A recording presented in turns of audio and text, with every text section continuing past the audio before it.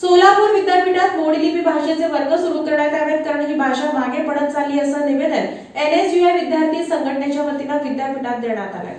आपल्या भारत देशात आणि सोलापुरात मोडी लिपी लुप्त होत चालली आहे। अनेक पुरातन अभिलेख मोडी भाषांमध्ये उपलब्ध आहेत। त्यामुळे इतिहासाला उजाळा देण्यासाठी किंबहुना इतिहासाच्या अभ्यासास चालना देण्याकामी मोडी लिपी भाषेची अत्यंत आवश्यकता आहे। त्यामुळे येत्या चालू शैक्षणिक वर्षात मोडी लिपी भाषा वर्ग सुरू करावे। मोडी लिपी भाषा वर्ग सुरू केल्याने आपल्या विद्यापीठाच्या शिरपेचात मानाचा तुरा रोवला जाईल, असं कुलगुरू सरांना निवेदनाद्वारे कळवलं। या निवेदनाचा योग्य विचार करून निर्णय घेऊ असं कुलगुरू यांनी यावेळी सांगितले।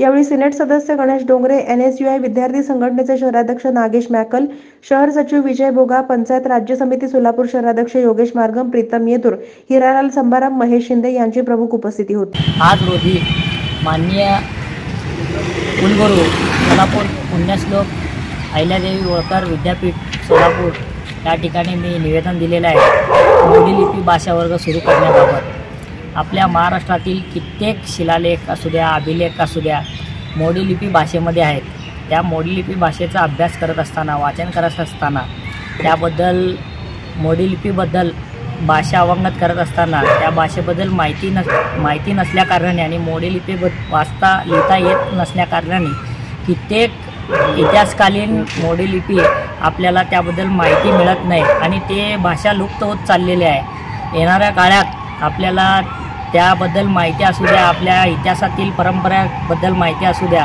त्याबद्दल आपल्याला कळावं म्हणलं तर अवघड होत चाललेलं आहे। याविषयी कित्येक विद्यार्थी संघटना असू द्या, संघटनांनी याविषयी घेतलेले नाही आणि आपल्या NSUI विद्यार्थी संघटनेच्या वतीने पहिलेच वेळा आम्ही याविषयी घेतलेला आहे।